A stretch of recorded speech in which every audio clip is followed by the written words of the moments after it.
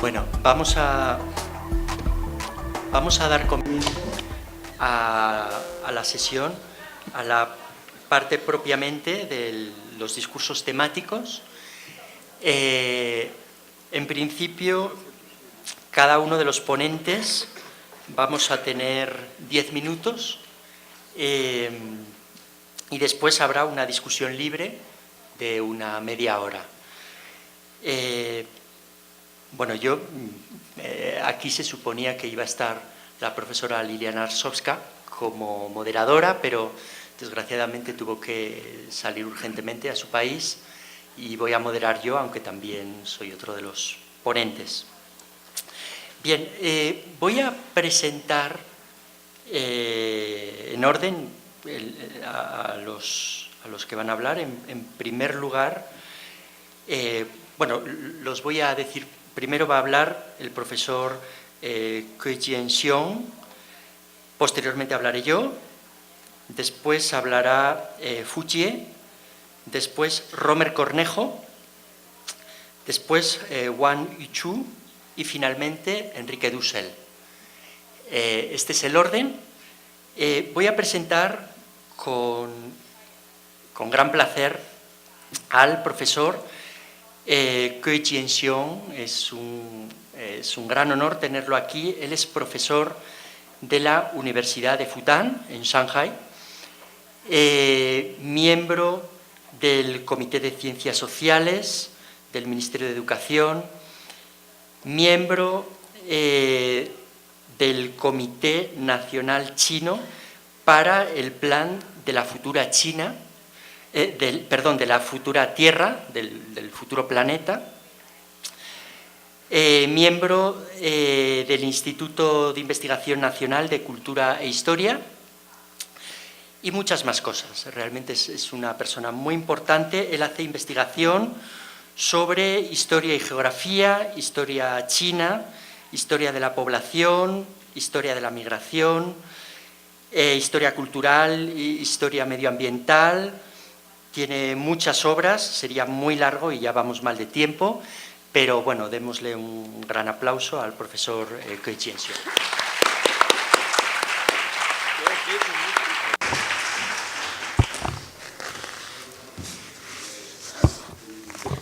Estimados colegas, damas y caballeros, muy buenos días.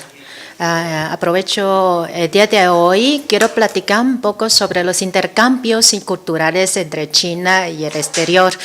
En pocas palabras, ¿qué actitud tenemos en nuestros intercambios culturales? Pero tenemos que empezar sobre una ideología antigua de China que decimos: uno no debe imponer a los demás lo que él mismo no desea, pero en el día de hoy ya está actualizado esta idea. Para los caballeros de los tiempos antiguos, trata a otras personas como te gustaría que te trataran. Eso decimos, uno no debe imponer a los demás lo que él mismo no desea. Esa es una ideología, unas virtudes compartidos.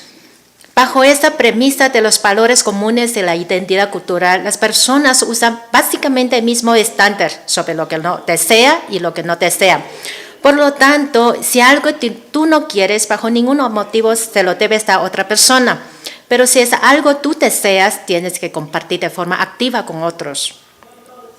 Bueno, hasta hoy en día, en este día, especialmente cuando hablamos del mundo, las premisas de valores comunes o de la identidad cultural ya no son comunes. Coexisten más y diferentes civilizaciones de la colisión y diferentes fricciones culturales. Hay diferentes estilos de vida y pasatiempos. Y por este motivo, la virtud de tratar a otras personas como lo harías tú mismo se extiende a un rango más amplio, con un nuevo concepto. Es decir, si es algo que tú quieres, se lo tienes que dar a otras personas. ¿Y de qué forma le tienes que dar? Bueno, al comienzo de la reforma y apertura de China, las personas chinas, aquí hablamos, recibían a los invitados con mucha hospitalidad. De acuerdo con la forma tradicional, en la hora de comida, siempre le servía todo tipo de alimentos que a nosotros nos parecían muy ricos a los platos o a los tazones de sus invitados. Obviamente, a una persona le gusta esa comida, pero también hay otros, dice, no, disculpe, no, gracias, ya es suficiente o que no me gusta comida. No lo tomamos en serio, pero le seguimos insistiendo a servir a esas comidas. El resultado es opuestos. Para las personas orientes dicen, bueno, muchas gracias. Ellos no son tan expresivas como las personas occidentales. Ellos son más expresivos, dicen, no, gracias. Pero aún así, nosotros chinos no sabemos, no entendemos lo que quiere decir. Puede causar hasta molestia a las personas, diciendo, ¿por qué no me respeta mi voluntad? ¿Por qué no respeta mi gusto de comida? ¿Por qué no respetan hasta mi derecho humano de poder disfrutar mi comida? No me gusta esa comida, perdón, pero ¿por qué me insisten? Por favor, no siga. Bueno, hasta hoy día, este tipo de conflicto cultural específico o detallado ya se ha convertido en el pasado, ya entendemos después de muchos años. Pero en la comprensión de la civilización y la integridad cultural, la verdad sí tenemos este logro, no creo. Porque yo siento que muchas de nosotros aún permanecemos en el pasado. Seguimos utilizando nuestros propios estándares o conceptos para tratar a los demás. Y por lo tanto, a menudo quieren imponer algo que les parece correcto. Bueno, ahora hablando sobre la iniciativa de una ruta y una franja y una ruta, y las políticas exteriores de China. El presidente de Xi Jinping siempre ha destacado la comprensión mutua de la civilización. Aquí hay una condición muy diferente, muy importante, que es, tenemos diferentes civilizaciones, debemos aprenderse una de otra. La premisa importante es reconocer que otras civilizaciones también son dignas de aprender, pero el aprendizaje aquí mutuo está basado a la voluntad, no debe ser una implementación unilateral, no es una imposición. Cuando no sabes voluntad, la idea verdadera de otros, no puedes imponer tus ideas. Otro malentendido del pueblo chino es exagerar mucho el papel y los impactos de la antigua China en el mundo. A la antigua China no le importaba el mundo exterior, ni mucho menos para entenderlo. Buscaba siempre ser autosuficiente. Un ejemplo, los estándares avanzados establecidos en China solo se basan en alabanza o descripciones individuales, en lugar de una comparación exhaustiva y estadística precisa. Eso debido al cierre y bloqueo de entorno geográfico. El entendimiento e el intercambio entre Oriente y Occidente ahí fue muy limitado antes de la gran era de la navegación.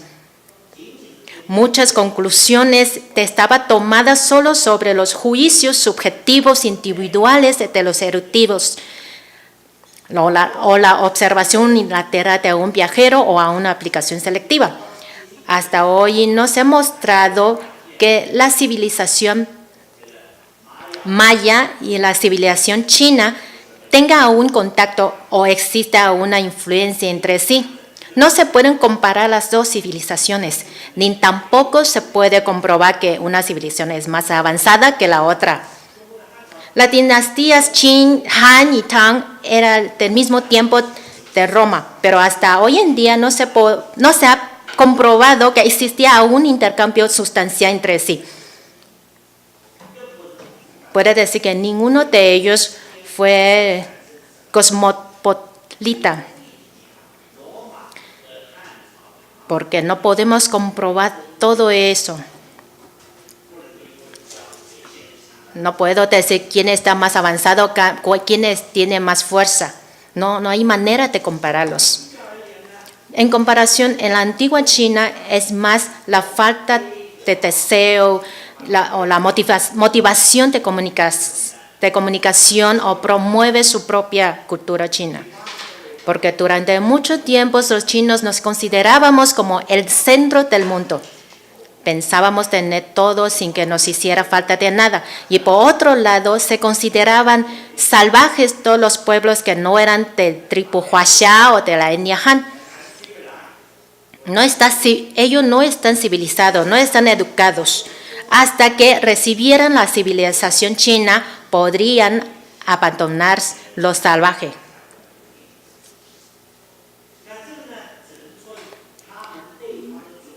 Claro, la única manera es acercarse por su propia cuenta, como hicieron Corea, Vietnam y Japón.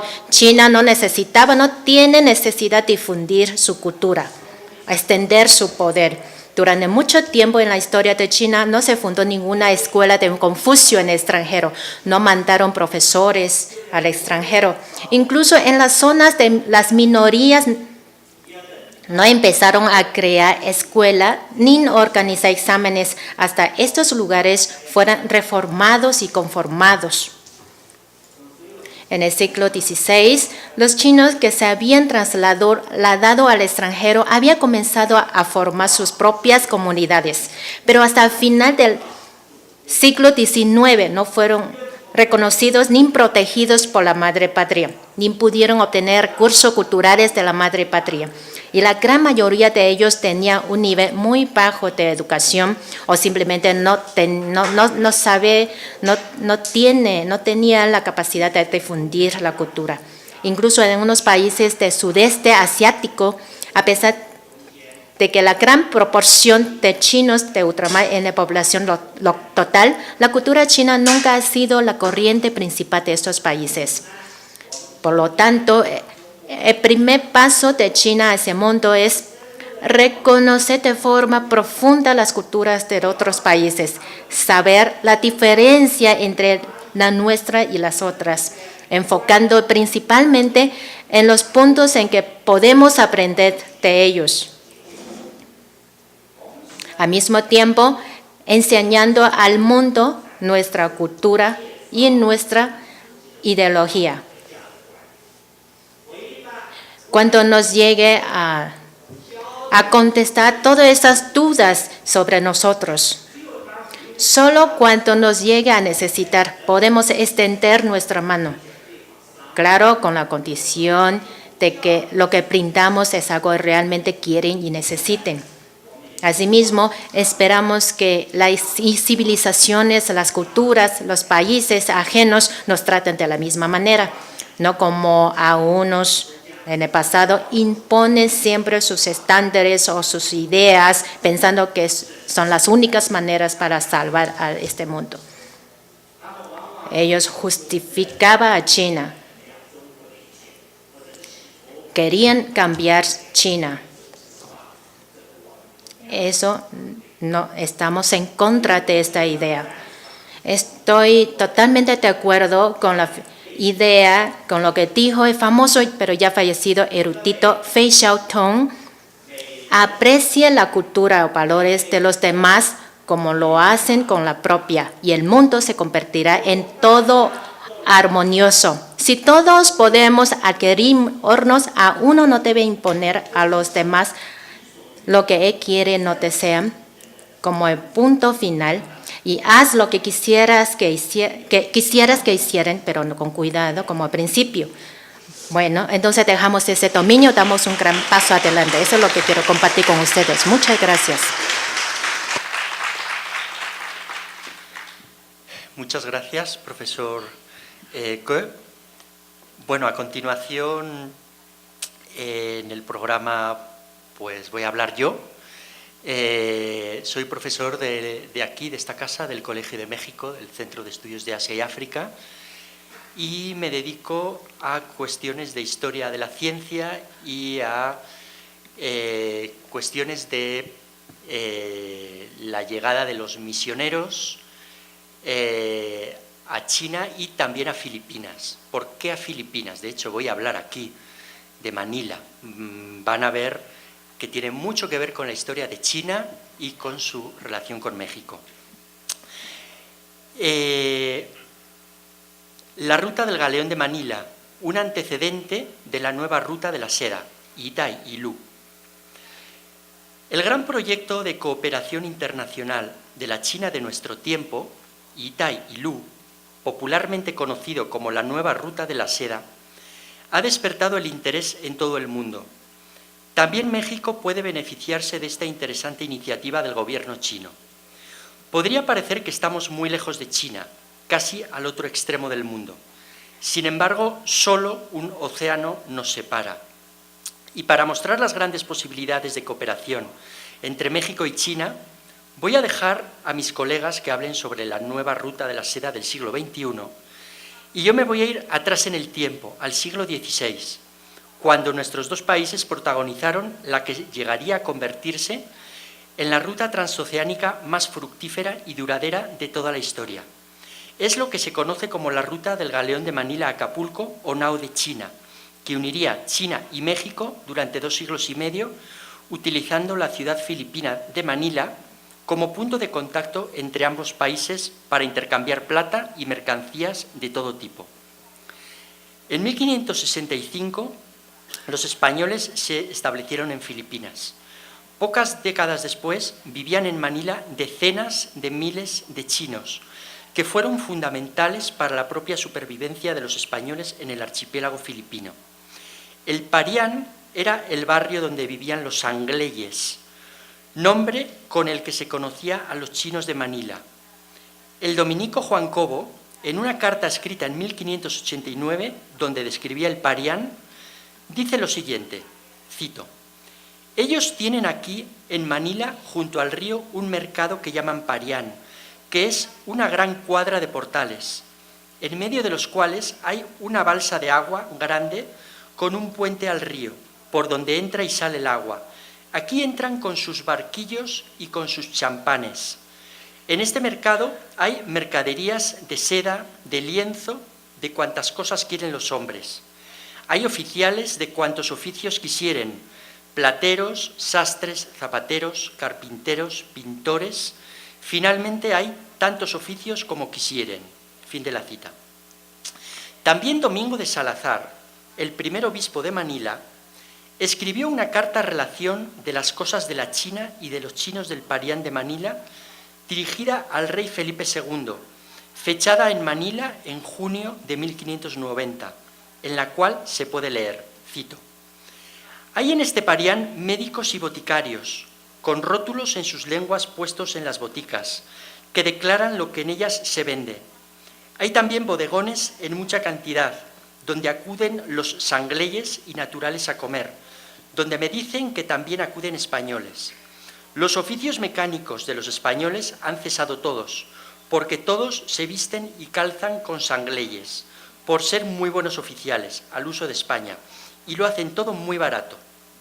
Lo que acá a todos nos ha caído en mucha gracia es que vino aquí un encuadernador de México con libros y puso tienda para encuadernar.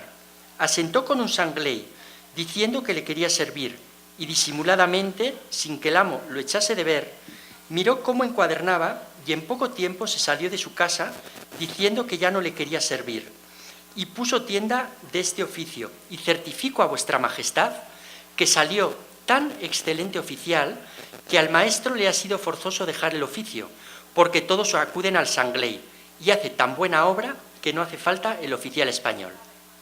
Hay muchos hortelanos entre estos sangleyes, que en partes donde parecía no poderse dar nada, crían ellos mucha y muy buena hortaliza, así de la de España como de la de México, y tienen esta plaza tan provista como la de Madrid o Salamanca.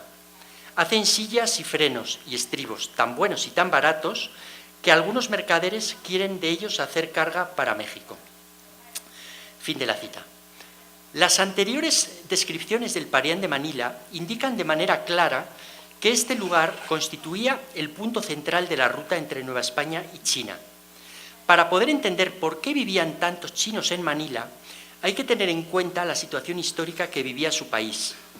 La dinastía Ming, gobernante en China, había mantenido una actitud de aislamiento hacia el exterior, estableciendo, entre otras medidas, una política de haijin, literalmente prohibición del mar. Sin embargo, debido a las presiones de los comerciantes locales, en 1567 se aprobó para Fujian una apertura marítima parcial que permitía la salida de juncos chinos hacia los puertos del sureste asiático. La llegada de los españoles a Manila coincidió, por tanto, con un momento de gran efervescencia del comercio marítimo chino, y esto posibilitó la llegada a la capital filipina de una gran cantidad de juncos procedentes de Fujian.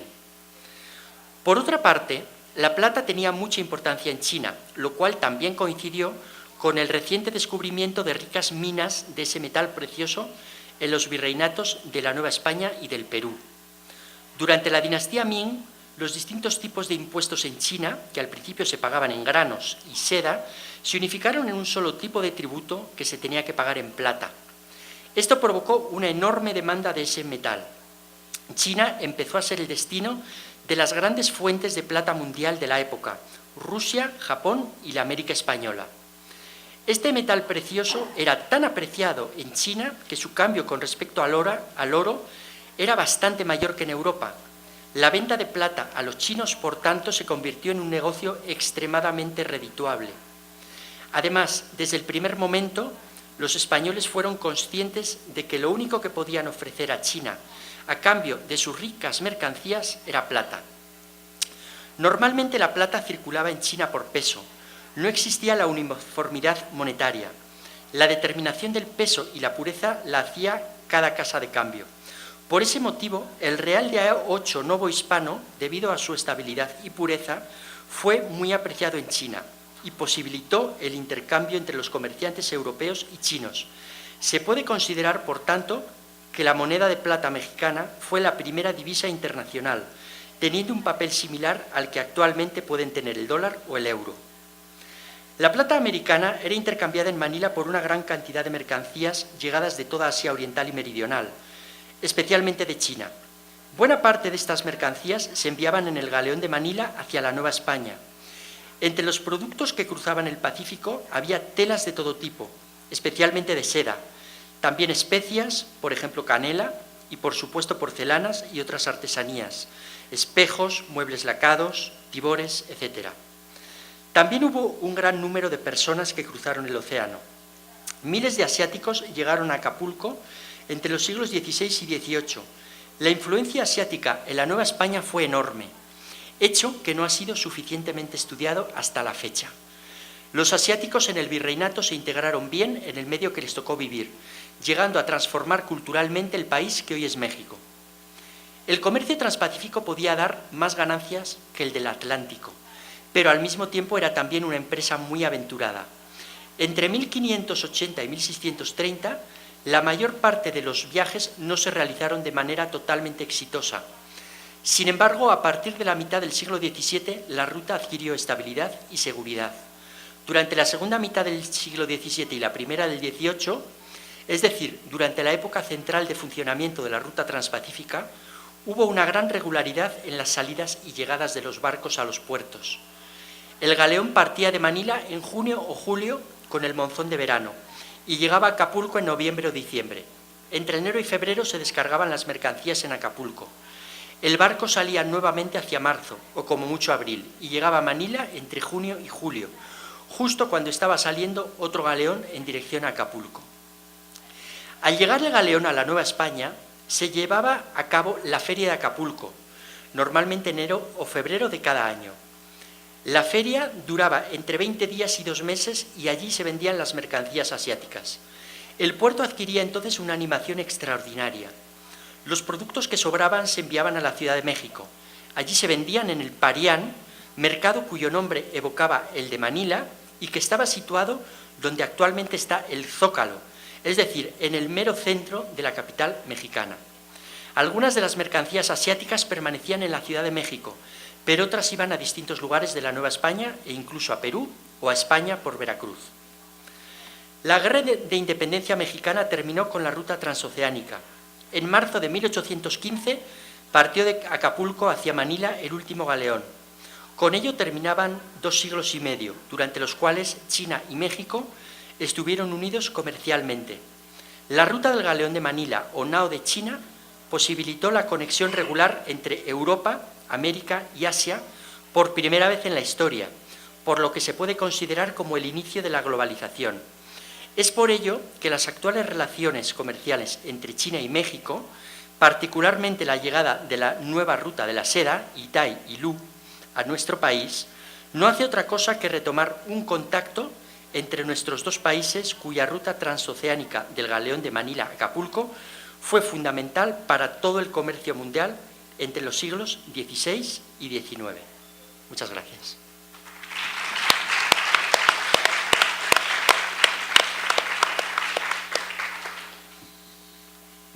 Bueno, ahora tengo el gusto de presentar al profesor Fu Jie, profesor de la Universidad Fudan de Shanghai también, del Departamento de Lengua China y Literatura.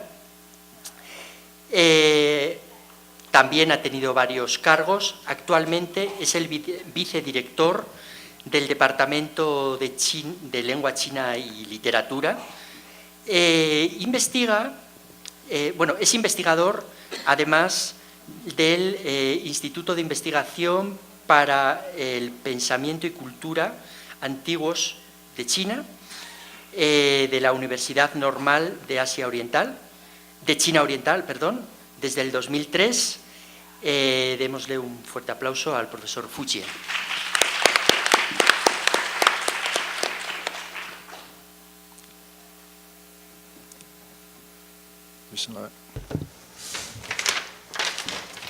Damas y caballeros, estoy muy complacido de poder estar aquí con ustedes.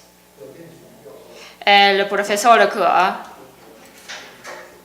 es un historiador muy famoso en China. Él, con su sabiduría y la combinación con el presente, utilizó es una frase antigua de China: no haga las cosas que no le conviene a los demás. Y con la combinación de una franja y una ruta y estudio mutuamente de China y el mundo, hizo un discurso sencillamente: yo soy investigador de obras clásicas, no tengo tanta visión como el señor Ge, solamente puedo hacer combinaciones de obras clásicas para profundizar más. Como todo el mundo sabe, probablemente la frase hecha, cifrada por el profesor Ge, viene de Confucio desde hace más de 2600 años. Confucio es el fundador de la escuela confuciana. Sus alumnos notaron sus comportamientos y dichos en el famoso libro que se llama Las Anécdotas, lo cual causó una influencia profunda a política social y cultural de China. La frase de no haga las cosas que no le conviene a los demás es justamente su enseñanza a los alumnos. Y también se convirtió en una convicción de los chinos. Además de esta frase, tenemos las otras dos demás relacionadas. Veamos, dice Confucio: de acuerdo con su propia experiencia interna para especular sobre los pensamientos y sentimientos de otras personas. El Confucio, el hombre con misericordia, convierte en una persona perfecta, según Confucio, y debe apoyar a los otros. El profesor investigador de la ciencia política de chino moderno, Xiao Gongquan, dijo: el Confucio nunca analizó la naturaleza humana formalmente. Sin embargo, según su comportamiento, sabremos que él descubrió que la naturaleza humana se divide por tres partes: seres vivos como animal, cuenta con moralidad humana, seres vivos sociales como algunos animales. Por lo tanto, se necesita desarrollar los requerimientos tanto biológico, moral como social. Asimismo, el trabajo de los políticos es darse las oportunidades sobre eso a cada persona, apoyarlos y guiarlos. La función de la sociedad política es establecer los órdenes y sistemas. De acuerdo con Confucio, la razón de que un político hace el trabajo como dice anteriormente es porque si no lo hiciera, no cumplirá su propio desarrollo por la naturaleza, es decir, la satisfacción moral y social. Según Confucio, seres humanos se aman mutuamente, especialmente a los parientes. Eso se convierte en un motor original y director de moral, social y política. Ahora bien, si eso se pasa así, obvio ellos les gusta ver que sus seres humanos tengan los mismos requerimientos de la naturaleza.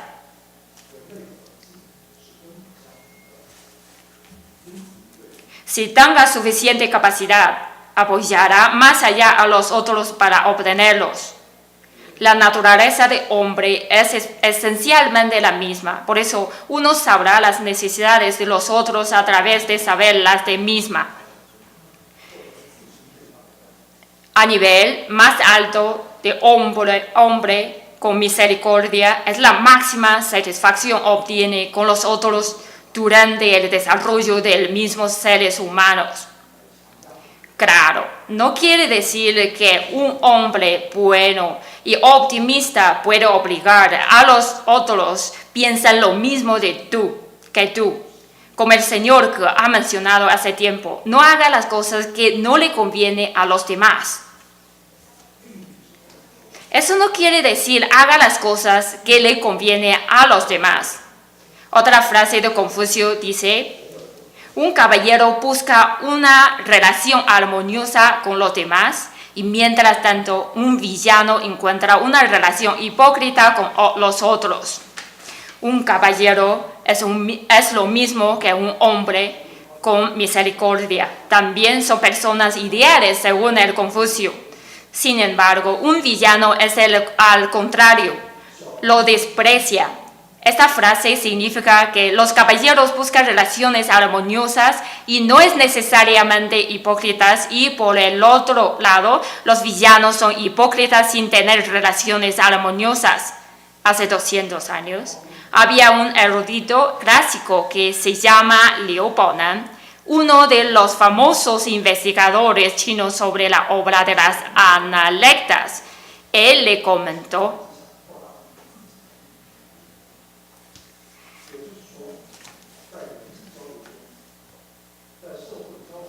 eso quiere decir, la comunicación humana no solamente se busca el desarrollo en común, sino también, tanto entre los hombres como entre los países, se respetan sus independencias, sin egoísmo, sin buscar la misma opinión forzosamente. En esta forma se encuentra una relación armoniosa, básica y verdadera, no superficial. El Confucio y sus alumnos enfatizaron la importancia de la armonía. Nuestros ancestros buscan la armonía entre diferentes sabores gastronómicos y distintos sonidos de la música para disfrutarlos en una manera más saludable. Como en la inducción de un erudito chino, la perspectiva ideal de una franja, una ruta, es para alcanzar la revitalización de la civilización común, crear un orden internacional civilizada, establecer una comunicación civilizada para superar las diferencias, estudiar mutuamente en una manera civilizada para superar los conflictos, buscar avances civilizados para superar los egoísmos, con el fin de devolver la era de diversificación como debería ser para alcanzar una relación armoniosa, como comentó el profesor Ge. Una aldea mundo nos favorece más para alcanzar un desarrollo en común saludable y agradable.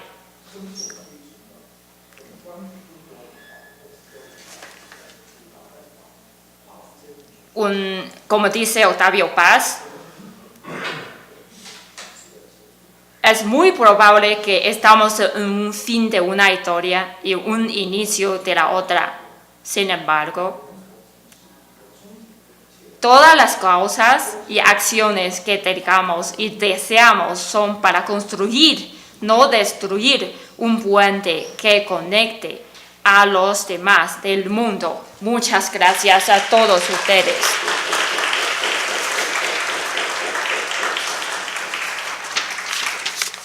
Bueno, a continuación voy a presentar al profesor. Él es profesor de esta casa, del Centro de Estudios de Asia y África, del Colegio de México. Lleva muchos años investigando sobre cuestiones de política y en general también de relaciones internacionales y de actualidad de China de las últimas décadas. Entonces, bueno, pues a continuación el profesor Cornejo, gran amigo, démosle un gran aplauso.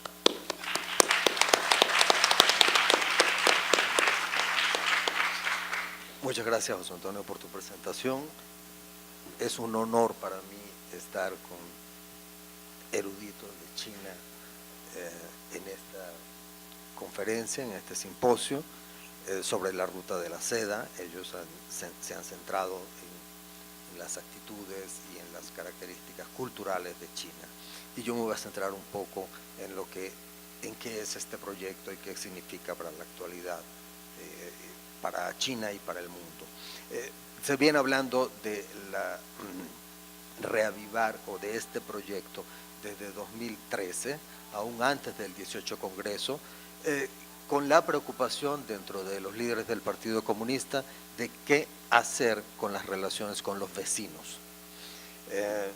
Eso incluso condujo a una conferencia muy importante llamada Conferencia sobre la Diplomacia Periférica.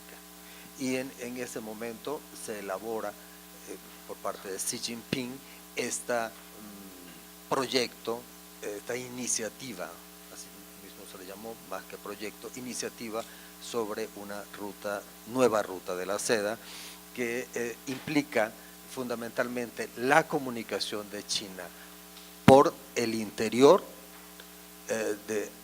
hacia Europa, por un lado, y la comunicación con el objetivo de alcanzar a los países que están en el centro de Asia y la comunicación con el sudeste de Asia en principio.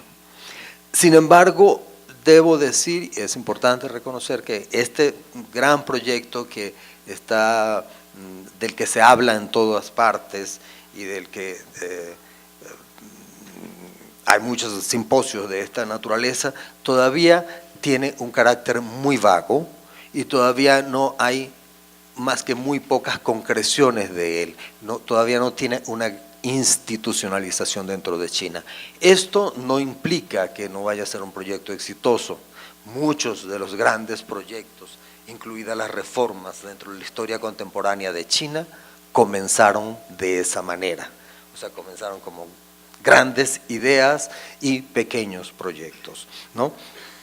De manera que tenemos muy poca información, quienes seguimos el asunto de la ruta de la seda, sobre cómo se va a llevar a cabo, cuánto se va a invertir, etcétera. Bueno, claro que en términos generales, dada incluso la vaguedad del proyecto, bueno, tiene algunos detractores, mucha gente que se quiere colgar de este proyecto, que ve muchos beneficios, etcétera. Uno de los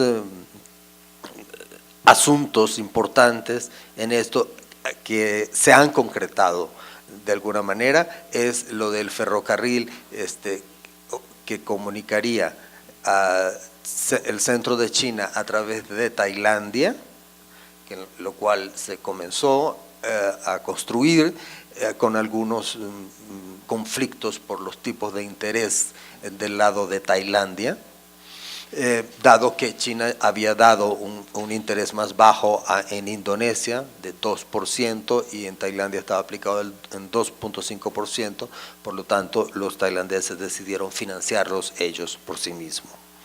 El otro que también tiene una cierta concreción es el que comunicaría Xinjiang con puertos en Pakistán. Sin embargo, este proyecto se ha enfrentado con dos asuntos. Uno, la inestabilidad política en Pakistán, donde tienen que ocupar más o menos 12.000 soldados cuidando estos proyectos, y la otra es la oposición de India, que ha sido bastante crítica en relación con esto. Ahora, para China, esto es hasta ahora lo que uno puede tener en la mano de lo que se ha hecho y cómo se está haciendo y los conflictos o problemas que tiene que enfrentar, como cualquier otro gran proyecto en el caso de Asia. Para China, ¿qué significa esto? Bueno, en principio la idea original, que es la comunicación y la integración a su economía de el oeste de China, que es, como todos sabemos, centro y oeste de China, las partes menos incorporadas a ese gran, enorme desarrollo de las otras partes de China, de la costa oriental, fundamentalmente, y del sur. Entonces, para incorporar estas partes, este proyecto implicaría comunicarlos con el sudeste de Asia y comunicarlos con Europa, con lo cual es un proyecto geoeconómico. También tiene esto un contenido geopolítico. Lamentablemente no traje una proyección de un mapa, pero si nosotros observamos el mapa de China, nosotros vamos a observar que desde el sur de Japón hasta prácticamente Vietnam hay un grupo de islas que están en proceso de litigio. O sea, son islas que China considera parte de su territorio, utiliza las 200 millas marinas más algunos eventos históricos para considerarlas parte de su territorio. Sin embargo, la intervención de las potencias, específicamente de Estados Unidos, con el apoyo de Japón y ciertas complicidades en países de la región, todavía esto no es algo definido. Si nosotros imaginamos un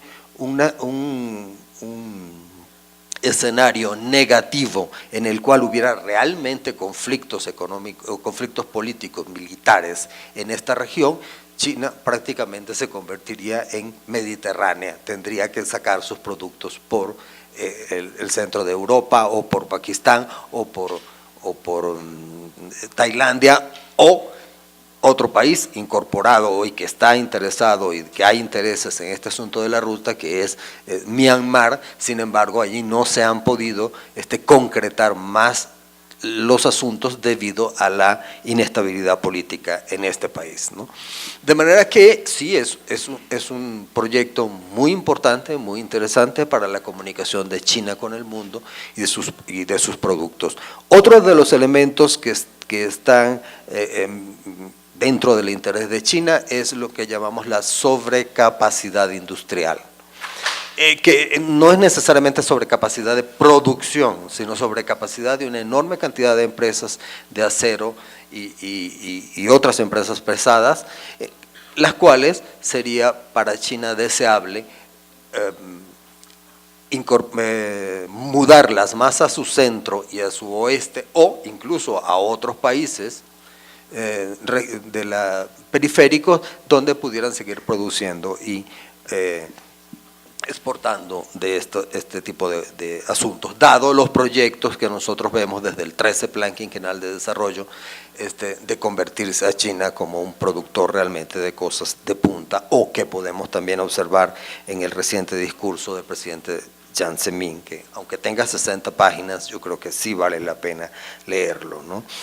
Y vale la pena leerlo incluso en el contexto de entender gran parte de lo que nos están comentando nuestros colegas muy apreciados de China, de sus características culturales, ¿no? En el sentido de que, bueno, ya es inevitable China como potencia del mundo. Una vez más, así como en los 80, el resto del mundo le ha puesto a China en bandeja de plata ser una de las potencias más importantes, dado las características del actual gobierno de Estados Unidos, que no voy a describir porque no quiero decir malas palabras. Entonces, bueno, pero que implican dos asuntos. Uno, anti-libre comercio, cuidado del medio ambiente. Y ya esos son dos asuntos mundiales que preocupan a mucha gente y en el cual China es líder de ambos propósitos, ¿no? Entonces, en este momento, junto con el asunto de la Ruta de la Seda, sí es muy importante la presentación de China como un país potencia económica en función de ayudar a los demás, en función de ayudarse a sí misma, pero no una potencia colonial de las que nosotros conocemos, impositiva, guerrera, etcétera, de las que conocemos previamente en América Latina fundamentalmente. Y en ese sentido creo que el discurso de Xi Jinping resume perfectamente este asunto. Bueno, ¿qué pasa con uno de los temas por los cuales vengo siguiendo justamente desde 2013 el asunto de la Ruta de la Seda? Y es lo que tiene que ver con América Latina. Muchos políticos de América Latina, y bueno, las declaraciones recientes de la presidenta Bachelet en Beijing fueron en ese sentido, y otros altos funcionarios en Perú, en Brasil, en Argentina, han tratado de incorporar algunos proyectos. El gran proyecto que se trató de incorporar en principio y que tuvo avances muy importantes hasta el año pasado fue el proyecto de construcción de un ferrocarril transamazónico que comunicara puertos de Brasil con puertos de Perú.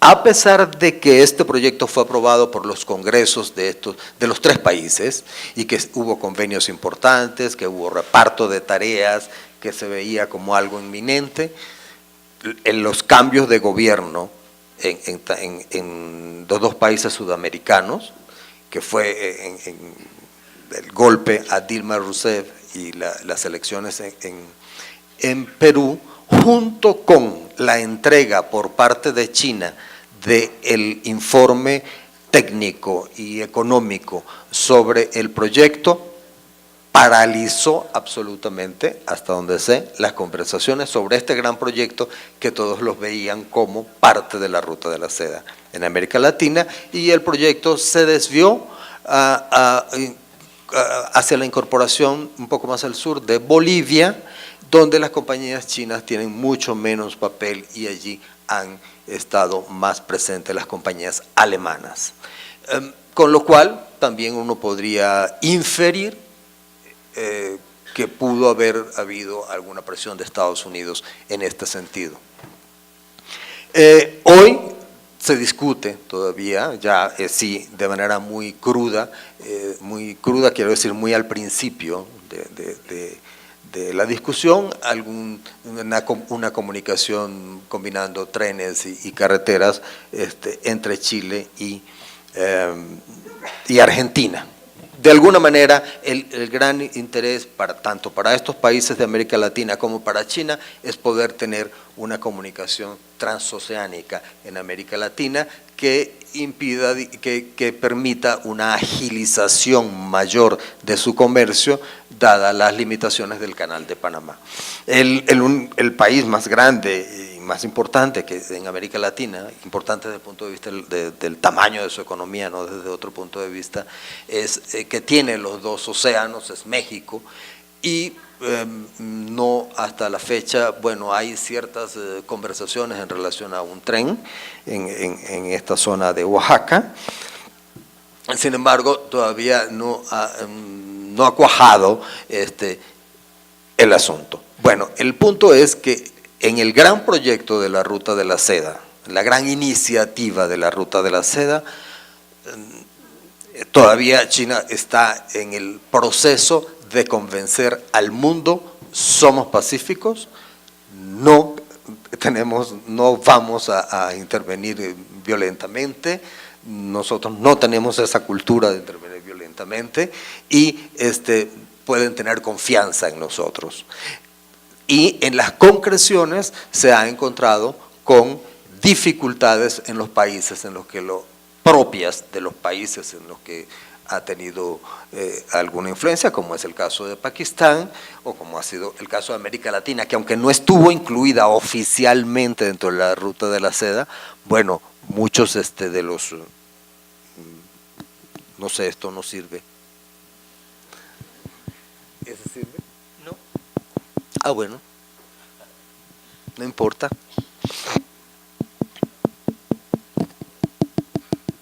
No va ninguno.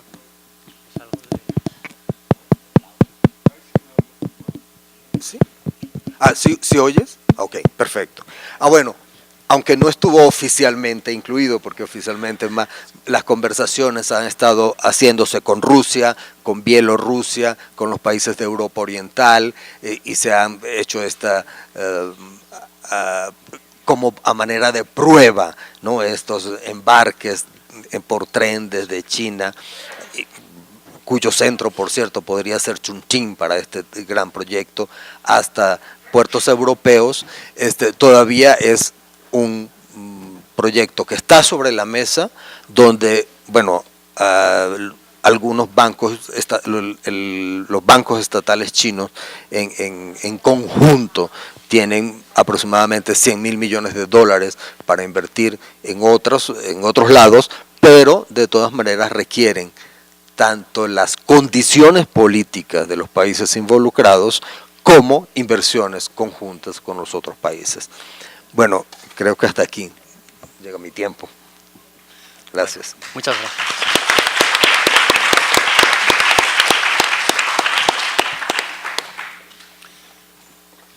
Bueno, nuestro último invitado procedente de China es el profesor Wang Yuchu. Él fue el director del Departamento de Cooperación Regional del Centro para APEC y Asia Oriental, para la cooperación entre APEC y Asia Oriental de la Academia China de Ciencias Sociales. Y bueno, el profesor Wang es uno de los más famosos expertos que estudian las relaciones entre China y el sureste de Asia. Él ha estudiado cuestiones sobre la cooperación regional y económica y política entre Asia Oriental y China, la integración ASEAN, la relación entre China y ASEAN. Entonces, como se pueden imaginar, pues él ha estudiado mucho desde que se empezó a hablar del gran proyecto One Belt One Road, Itai y Lu, un cinturón, una ruta, como lo quieran llamar. Él ha investigado este tema y entonces pues démosle un fuerte aplauso.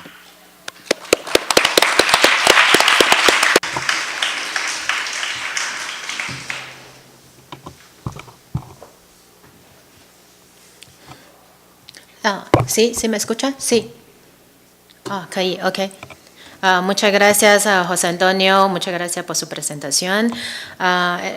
Estoy muy contento que está aquí en México. Yo cuando platicamos hace rato me di cuenta de una cosa.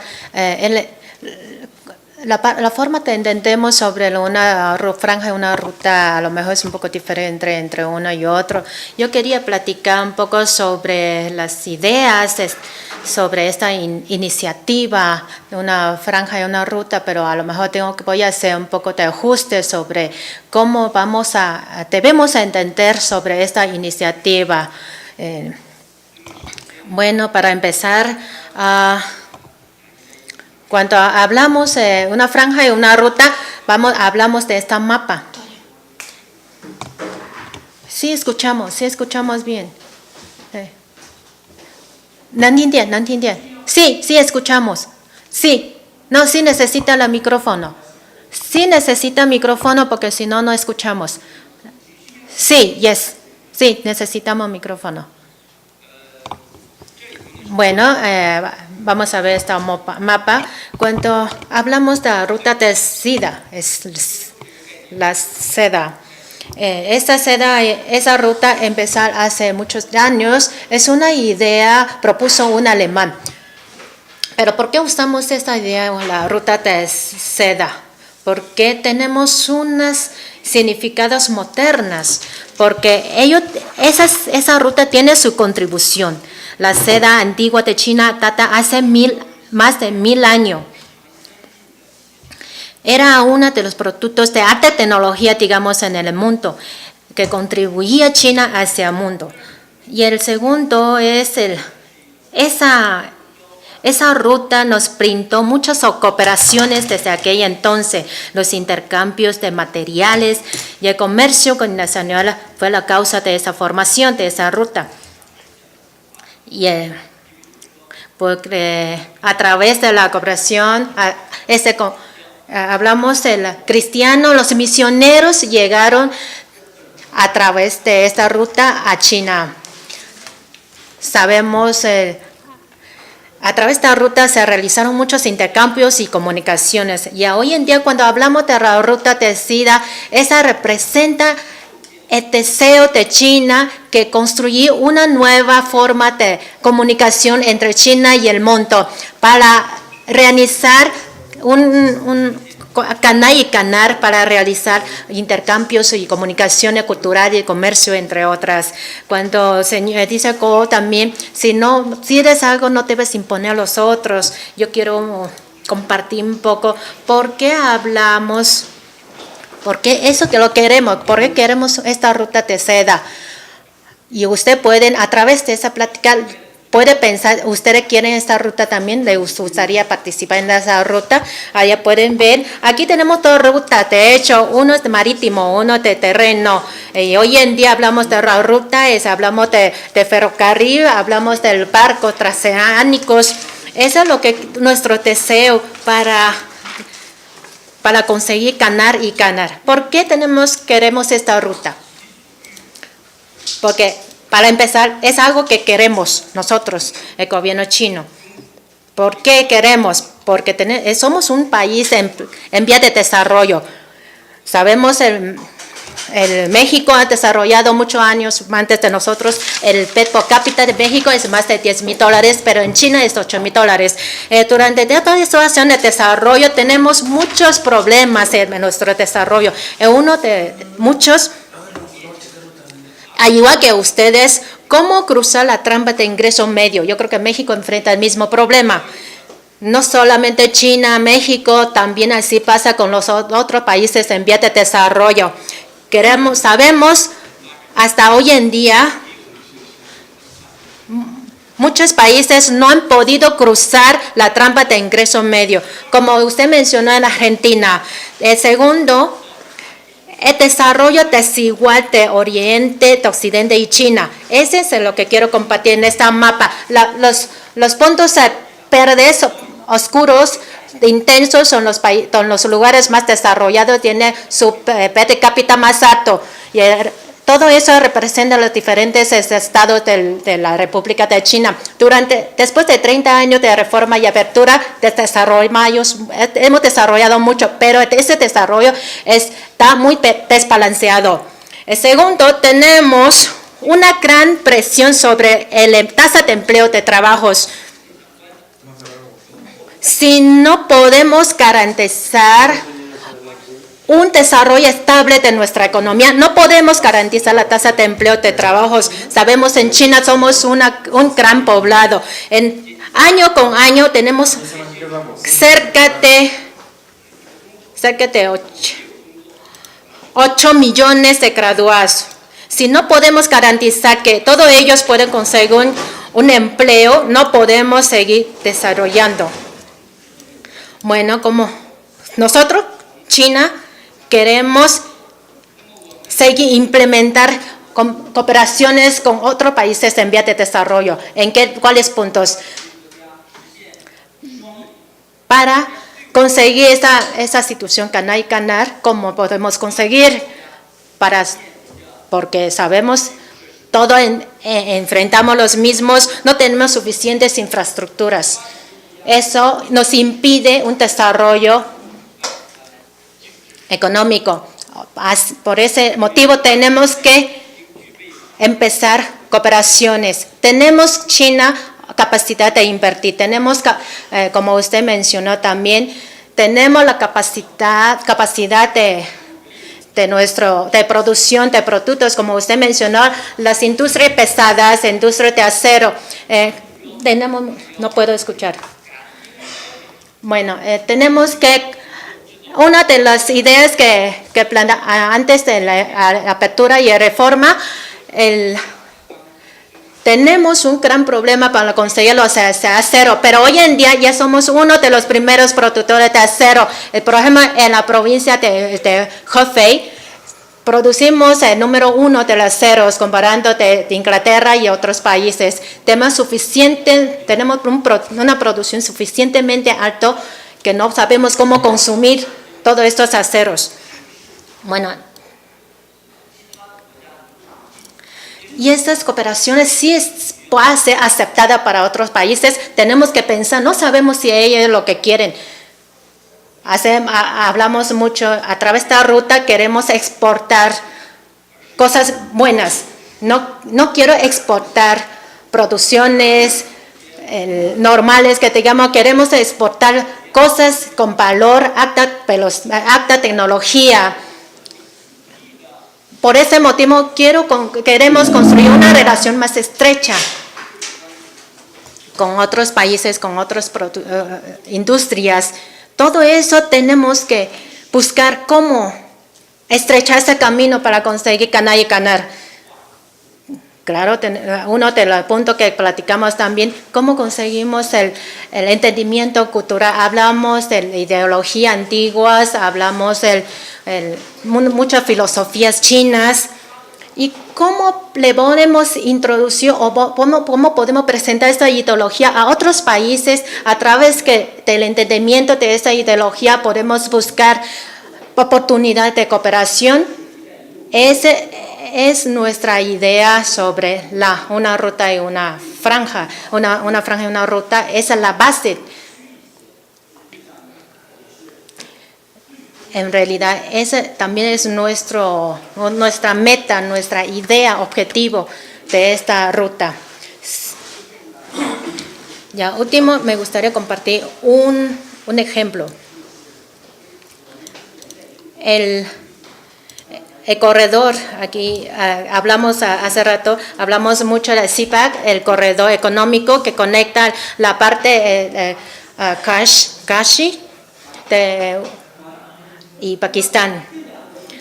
Bueno, estos dos lugares, ya sabemos, Pakistán está en Afganistán, ahí tiene muchos problemas de su estabilidad, de su seguridad, y el Pakistán no tiene un buen desarrollo económico. ¿Y por qué nos importa? Queremos ayudar a Pakistán para implementar una franja y una ruta. Eso es por lo mismo que menciona el señor, que eso es lo que queremos desarrollar, pero queremos seguir profundizando la cooperación entre nosotros y Pakistán. Pakistán también ya está entendiendo a través del apoyo de China, puede solucionar muchos problemas sociales y económicos. Bueno, hoy necesitamos electricidad, necesitamos micrófono, necesitamos muchos materiales prima para poder organizar nuestra conferencia el día de hoy, pero en Pakistán por día solamente puede suministrar 16 horas de electricidad, pero nosotros no. Ellos necesitan usar peladora y no, con eso, ¿cómo puede desarrollar su economía? Eso es lo que yo quería enfatizar. Queremos ver con quién queremos trabajar. Ellos sí quieren aceptar nuestro apoyo, ellos quieren llegar a un convenio de desarrollo con nosotros, ellos sí comparten la misma idea de desarrollo y a través de esto sí podemos conseguir ganar, aunque enfrentamos muchos desafíos, enfrentamos muchos problemas, pero si tenemos la misma idea, caminamos hacia misma ruta, yo creo que sí podemos lograr. Como mencionó el profesor, que sí tenemos muchos desafíos, tenemos muchos problemas en cuanto realiza uno de los programas, pero yo quiero decir que para México estamos separados, sí está. Pero si usted quiere ir a visitar a Filipinas, ustedes se dan cuenta la influencia de España en Filipinas, como usted mencionó brevemente. Y hoy en día yo creo que tenemos mucho y mejores condiciones para poder trabajar estrechamente para profundizar nuestra cooperación realizando ganar y ganar. Muchas gracias.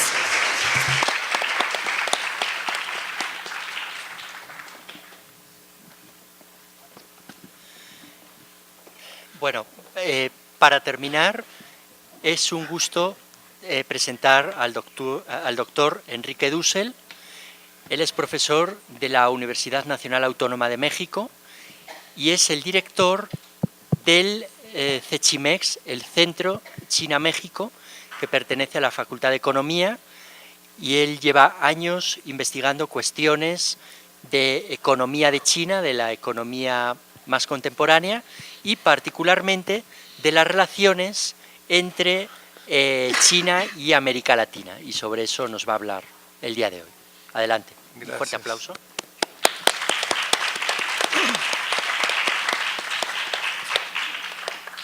Bueno, muy buenos días o tardes ya.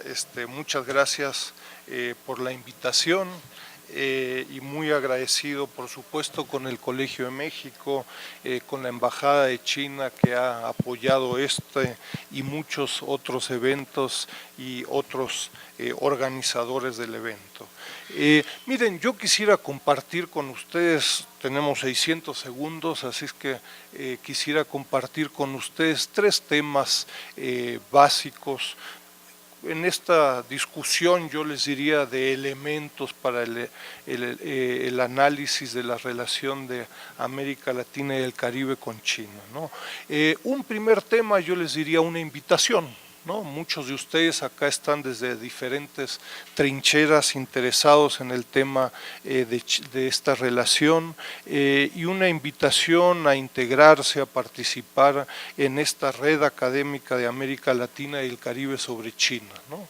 La red, algunos de ustedes acá son miembros, participan, saben, en fin, tiene 4 ejes temáticos, es una red interdisciplinaria con temas económicos, políticos, medio ambiente, cultura, historia y aprendizaje del chino, ¿no? Hoy en día cuenta con más de 400 miembros, 25 instituciones, chinos, cubanos, argentinos, gringos, europeos, gente de muchos lados y un diálogo interdisciplinario con mucho respeto, como dicen cada loco con su tema, en donde la exigencia es mejorar el proceso de aprendizaje y permitir incrementar la calidad de los resultados. Y yo me permito ahí presumirles, yo les diría, 3 recientes resultados de esta red. Por un lado, hace apenas un par de semanas publicamos conjuntamente con la OIT, la Oficina Regional de la OIT, un documento sobre la cantidad y calidad del empleo generado por China en América Latina. No existe ni en China ni en América Latina un documento al respecto, ¿no? Digo, yo les diría, hasta hace poco no se sabía si eran 200 o 200 millones de empleos, ¿no? Entonces me parece un aporte interesante desde una perspectiva de nuevo interdisciplinaria y buscando hacer aportes conjuntamente con colegas chinos y latinoamericanos. Un segundo aporte interesante, justo yo espero que hoy lo subamos a la red, es 4 tomos de 4 libros de la red, resultado del tercer seminario de la red del año pasado, 73 documentos, 99 autores, con varios de los aquí presentes, sobre cantidad de temas con colegas chinos, cubanos, brasileños, mexicanos, etcétera, ¿no? Y por último, yo les diría, en el corto plazo, esperamos en las próximas semanas publicar un libro con la Universidad de Pittsburgh en inglés sobre proyectos de infraestructura de China en América Latina y el Caribe, el análisis de más de 20 proyectos de infraestructura con, de nuevo, colegas del CAS, de Tsinghua y de otros lugares. Tema 1. Segundo tema, yo les diría una invitación tal vez metodológica a buscar comprender la creciente complejidad de la relación socioeconómica entre América Latina y China. Muchos de los que trabajamos sobre China estamos conscientes de que en América Latina, ojo, yo diría también en China, hay grandes limitaciones y carencias en la mutua comprensión. Sin embargo, uno se encuentra con un creciente boom al respecto, ¿no? Una moda, para bien o para mal, en el tema.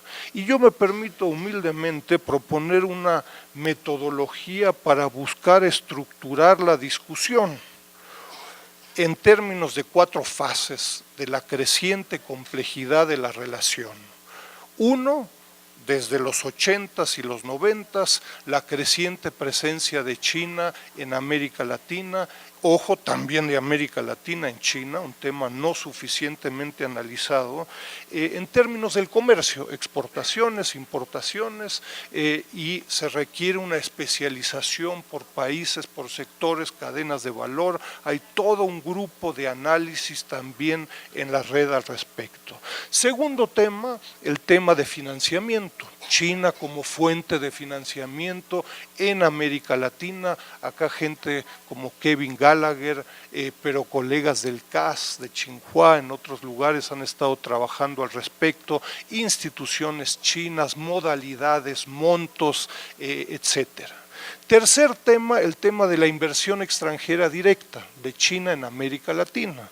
China ha estado invirtiendo, en fin, más de 15,000 millones de dólares en los últimos 6-7 años anualmente, con características puntuales por sectores, por países, con temas metodológicos. Acá la red tiene todo un monitor de la OFDE China en América Latina con un aporte interesante. Cuarto tema o fase, desde 2013, proyectos de infraestructura y de llave en mano de China en América Latina. Yo, desde una perspectiva latinoamericana, funcionalizaría todo este proyecto e iniciativa de la franja y la ruta en estos proyectos de infraestructura, en donde no son proyectos, sino que China llegó para quedarse. Es decir, hoy en día contamos con 60 proyectos de infraestructura en América Latina que estamos contabilizando con bancos de datos, etcétera, masivos. La gran discusión es, a ver, Uno es no juntar todos los temas y no decir nada, ¿no? Es decir, el financiamiento no tiene nada que ver con el comercio, ni con proyectos de infraestructura que son un servicio, ni con la inversión. Yo diría bajita la mano, hay muchos colegas que juntan todo y al final de cuentas dicen poco por ser muy diplomático. Se requiere especialización en cada uno de estos temas y existen grupos de debate, discusión muy concretos en cada uno de estos temas. Esta discusión especializada permite un diálogo con el sector público, con el sector privado, con contrapartes chinas en forma puntual. De otra forma, de nuevo estamos en un diálogo bastante autista.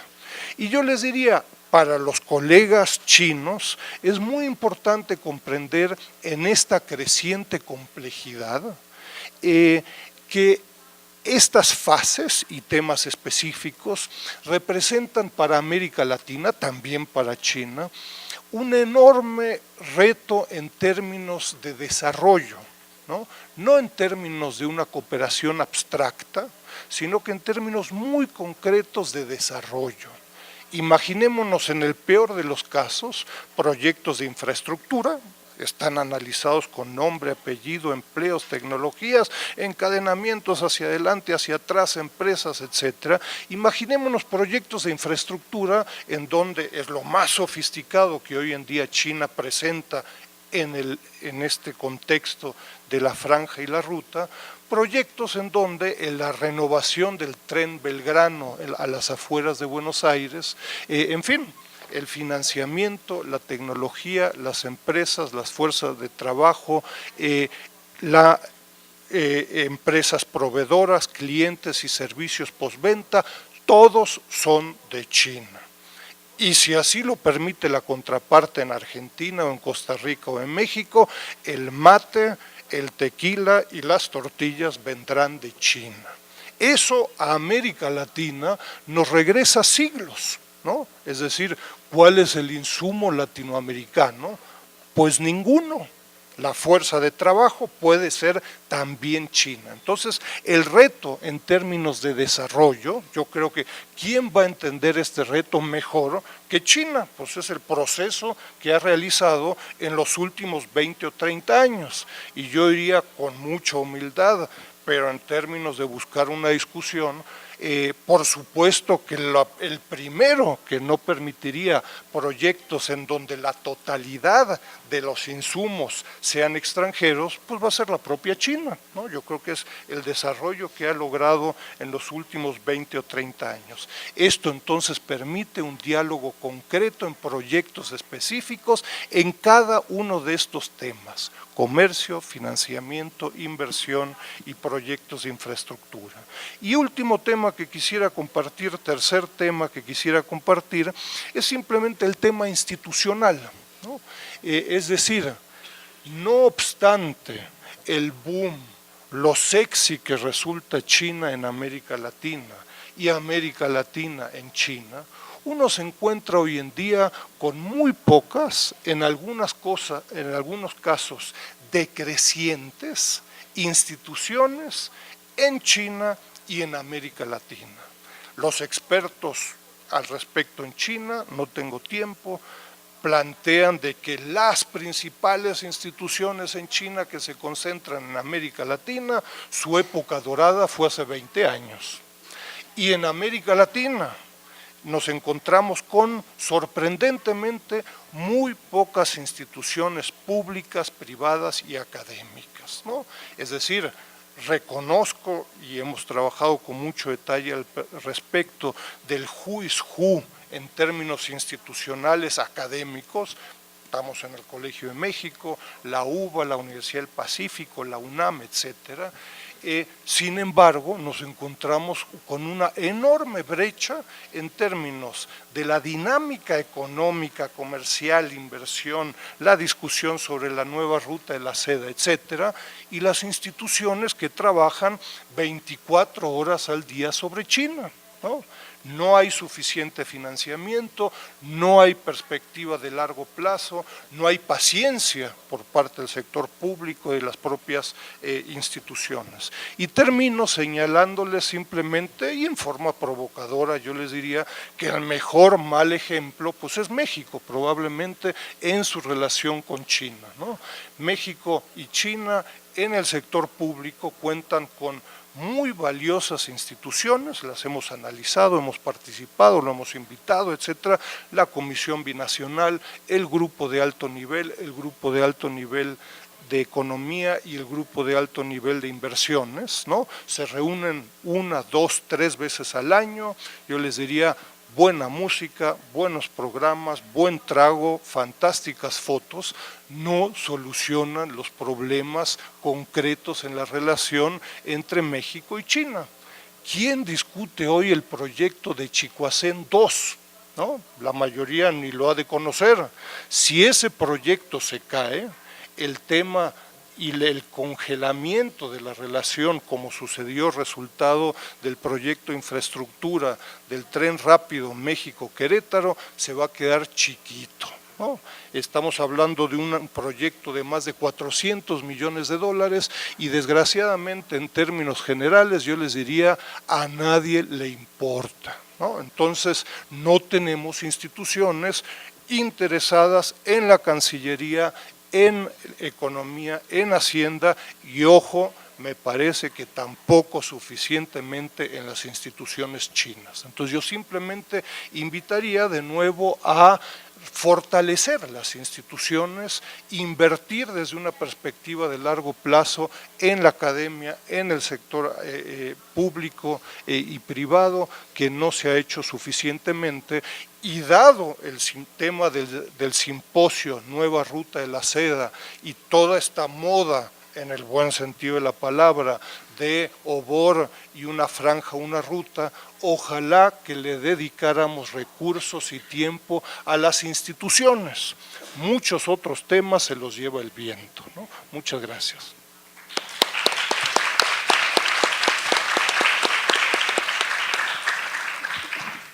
Bueno, aunque en teoría este evento terminaba a la 1, creo que nos podemos dar un tiempito para preguntas, porque puede ser lo más interesante, dialogar con los expertos de China y mexicanos que están aquí. Entonces vamos a tener unos 20 minutos para preguntas, por favor.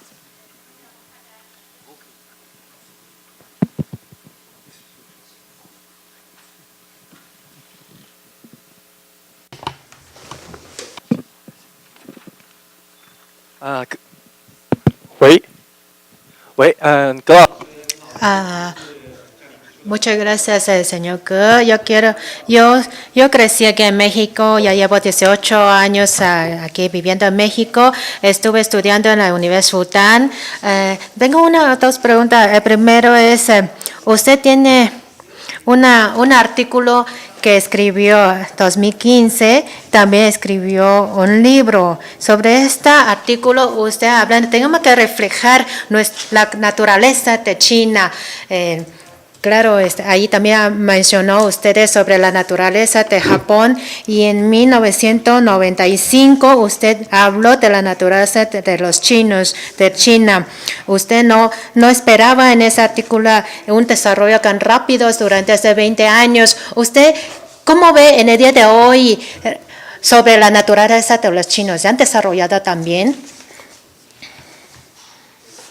Muchas gracias por tu atención sobre este artículo. Yo escribí tantos artículos, ya ni se recuerdo en qué año escribí, como sabe tan claramente. Bueno, me gustaría que también que me siga mis pasos. Cuando llegue a los 70 años, voy a escribir otra vez un reflejo sobre la naturaleza de nosotros, de China, de Japón. En este artículo te decías,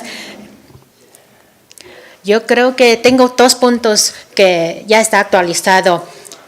Durante todos esos años de desarrollo en China, yo no esperaba, honestamente. Yo tenía mi preocupación, este artículo escribí en 95.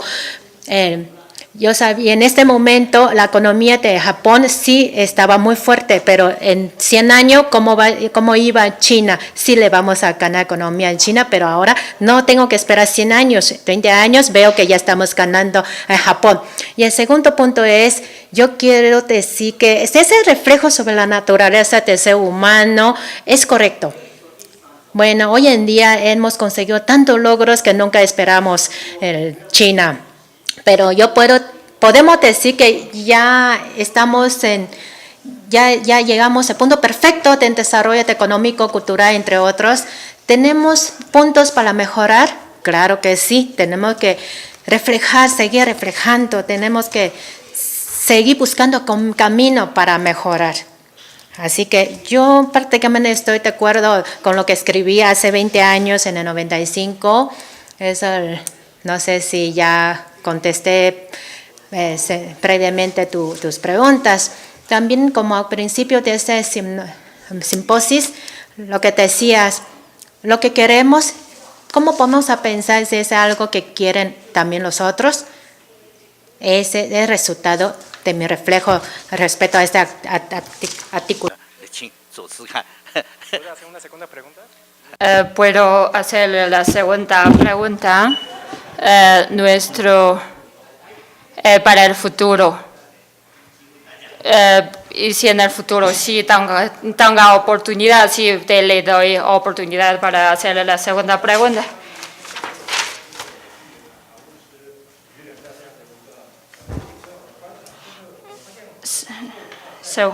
Segunda pregunta es sobre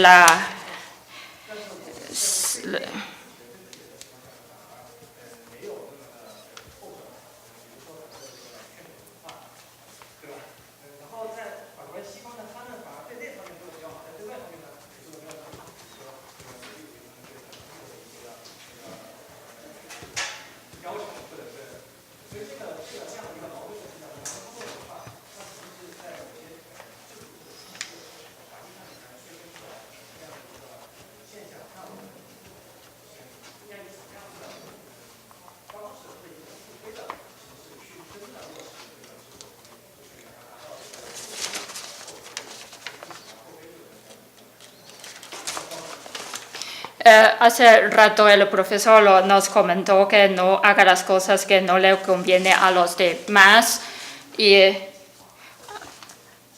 yo creo que conozco más que la situación de China. Yo quiero que ustedes hagan una comparación entre China y México y el concepto ideal se puede convertir. ¿Cómo se puede convertir en una práctica mejor, incluyendo tampoco yo hago mejor?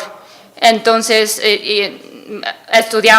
leemos libros de Confucio, tenemos artículos que China es tan bueno, tiene tanto buen desarrollo económico, eso es concepto chino. Entonces, ahorita estamos hablando un concepto bueno, no es solamente puede ver sí mismo, sino también tiene buenas maneras para convertir sus conceptos a la práctica a las mayores, a la mayoría de la gente. Hace tiempo, como usted ha preguntado sobre no haga las cosas que no le conviene a los demás. Si no tiene un concepto correcto, nunca llegará al camino correcto, aunque no tenemos aunque no hicimos suficientes bien, sino luchamos para hacerlo, para lograrlo, incluyendo la iniciativa de una franja, una ruta. En cuanto en la práctica, algunos departamentos están considerando sus intereses personales, incluyendo nuestro país está considerando sus propios intereses durante la diplomacia. Muchas gracias a todos.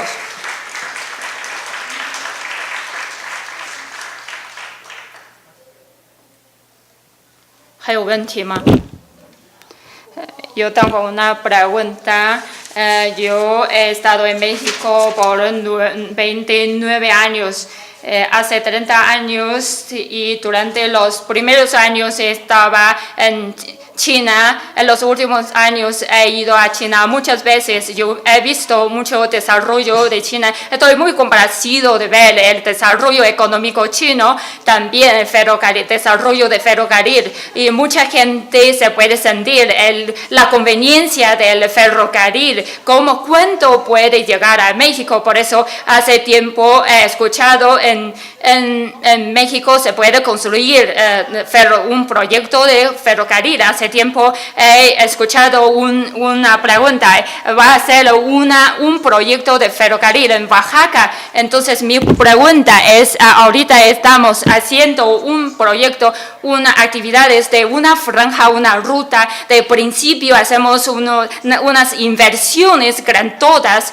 Yo creo que México es muy diferente con China. Yo he ido a Oaxaca porque Oaxaca tiene muy poca población. Entonces, la razón de que el proyecto de ferrocarril se hace muy bien en China es porque China tiene mucha población. A cambio, Oaxaca no tiene mucha población. Entonces, en la promoción de la iniciativa de una franja, una ruta, ¿cómo puede evitar la inversión brusca?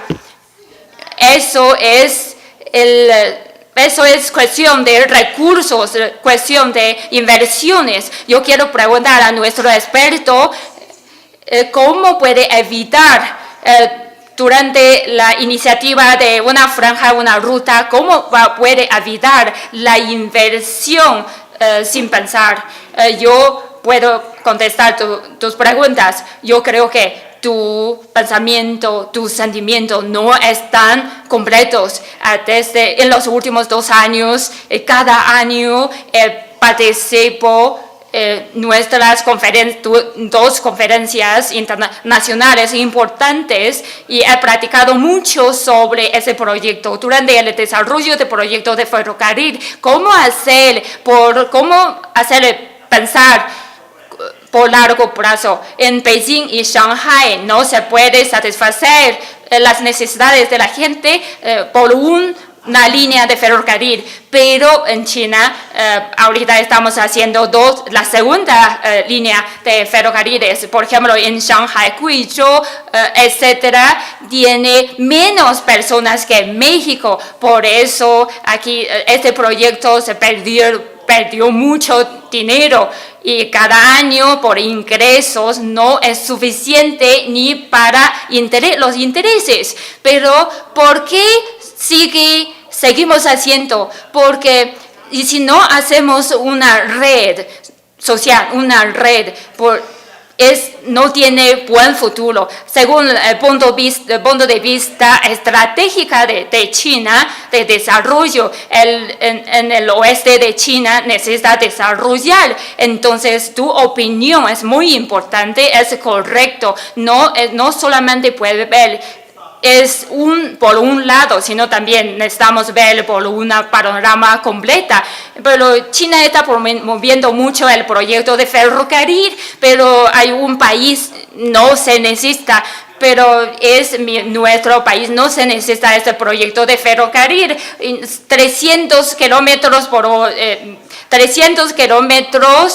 no es necesariamente 150 kilómetros es suficiente, porque por eso entonces cuando llegamos al proyecto en México sobre ferrocarril necesitamos considerar esta situación especial en México también. Que tenemos tiempo para una sola pregunta más y sería mejor si fuera para uno de nuestros expertos mexicanos.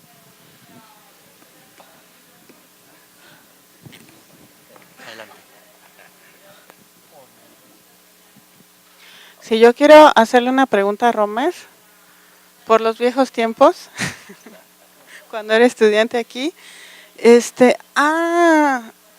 bueno, en este nuevo eurasianismo que también se está planteando desde Rusia y desde Kazajstán y donde también tanto Rusia como Kazajstán están tratando de invertir mucho en América Latina, ¿hay alguna manera en la que, o sea, estos proyectos eurasianistas y su relación con América Latina colaborarían o serían pues la contraparte de la nueva ruta de la seda aplicada en América Latina?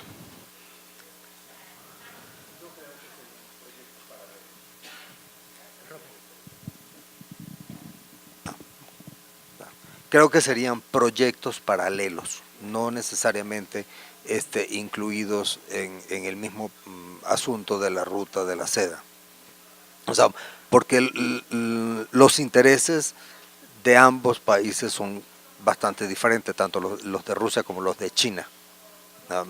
O sea, Rusia no es una potencia exportadora, como sabemos. Rusia es un país muy rico en materias primas, que no es el caso de China, con relación al petróleo, fundamentalmente, y a otros asuntos como alimentos y tal, de manera que sería, desde mi punto de vista, hasta ahora, proyectos paralelos. No dudaría que pudiera haber algún tipo de coincidencia y de sinergia entre ambos proyectos. Como dije anteriormente, todavía lo de la ruta de la seda y tal es algo, es un proyecto. Es un proyecto que se está nutriendo, que se está estudiando, pequeñas cosas concretas que se han hecho en el este de Asia, países y regiones completas que quisieran participar, como el caso de algunos países de América Latina, África mismo, etcétera, pero todavía es algo que requiere ser rellenado de contenido. En el caso de estas inversiones, que conozco las intenciones de las inversiones, van más por otros intereses, más bien de carácter estratégico, etcétera. Sí. De nada. Bueno, muchas gracias.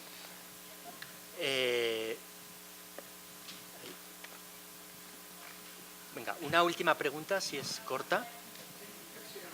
Sí, rápidamente. Sí, yo simplemente quisiera felicitarnos de este seminario y mencionar que México está en un momento muy particular. El próximo año vamos a tener elecciones. Habrá en el mediano y largo plazo, estoy seguro, nuevas visiones de lo que México puede hacer para su desarrollo, pero también en conexión con China y en conexión con la vinculación de la ruta de la seda.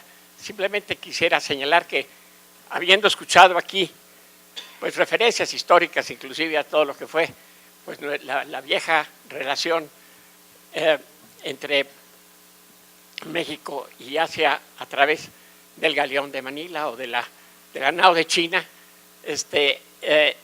vería en forma muy importante la posibilidad de que nos abocáramos a explorar posibles rutas a futuro.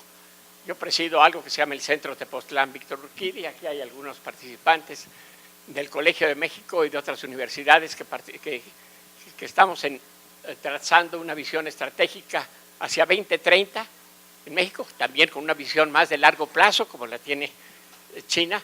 Lo que sería muy importante pues, es examinar algunas de esas alternativas de infraestructura en las cuales volver a unir al Pacífico con el Atlántico podría ser una prioridad. Una idea nada más que hemos examinado con el gobierno del estado de Michoacán sería la posibilidad de que de Lázaro Cárdenas se pudiera establecer una vía, pensando en transporte de carga también, de Lázaro Cárdenas hacia la Ciudad de México y hacia Tuxpan, que es el punto más cercano en el Golfo de México de la Ciudad de México, y que podría constituir una más de varias opciones a considerar a futuro, en la que seguramente podríamos explorar nuevas oportunidades y caminos de negocios con todos los retos que ello implica, en beneficio de los dos países. Gracias. El profesor Enrique Dussel, ¿quiere contestar brevemente? Sí, yo solo de nuevo insistiría en el tema institucional. ¿no?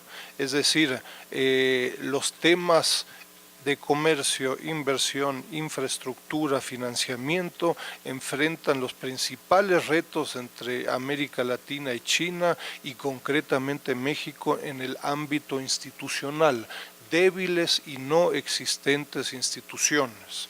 En México, lo más sofisticado que le presenta y ofrece China a América Latina y a otros países en este marco de una franja, una ruta, son estos proyectos de infraestructura. Y China está haciendo 60 proyectos en América Latina, en Cuba, en Brasil, en Perú, en Ecuador. En México tenemos de 3 proyectos de infraestructura, 3 fracasos, 100% de fracasos, ¿no? Es difícil, ¿no? Ojo, no es un tema de financiamiento, no es un tema tecnológico, no es un tema de incapacidades o incapacidades de las empresas, sino que es un tema institucional de ambas partes, ¿no? Empresas chinas que no se preparan suficiente y van a Oaxaca y no saben la diferencia entre las Malvinas y Mexicali, y funcionarios y empresarios mexicanos que creen que un chino es igual a un alemán o un japonés, y entonces como no se saben las diferencias, vamos a reproducir fracasos, ¿no? Entonces no se trata de más es mejor, más inversión, más comercio, sino que hay que mejorar la calidad de las instituciones, invertir en las instituciones. Si no logramos eso y vamos a decir vamos a aumentar por 10 los proyectos de infraestructura de China en México, bueno, pues si tenemos de 3 fracasos, vamos a tener de 30 fracasos. Yo creo que la relación binacional y bilateral no aguanta 30 fracasos, ¿no? Entonces tenemos que mejorar la calidad, ¿no? Y más allá de temas tecnológicos, de financiamiento, de innovación, donde claramente hay docenas de proyectos que funcionan, pero en muchos casos uno se pregunta ¿por qué 3 de 3? Digo, es todo un logro, ¿no? Gracias. Bueno, pues muchas gracias. Ha sido pues un evento muy interesante para todos. Tengo aquí las constancias y me gustaría darlas. Profesor Que Jianxiong.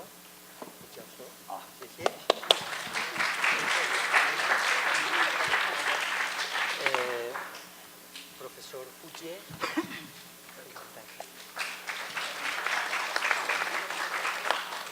Profesor Wang Yichu.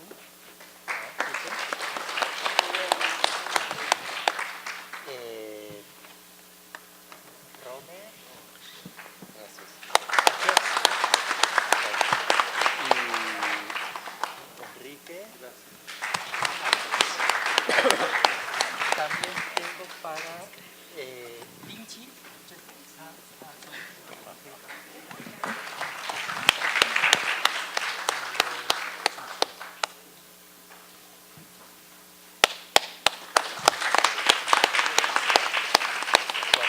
Gracias a todos por su asistencia y esperemos que este evento pues, pueda dar nuevas ideas, sobre todo a la juventud que hay aquí, ¿no? Para mejorar las relaciones entre China y México.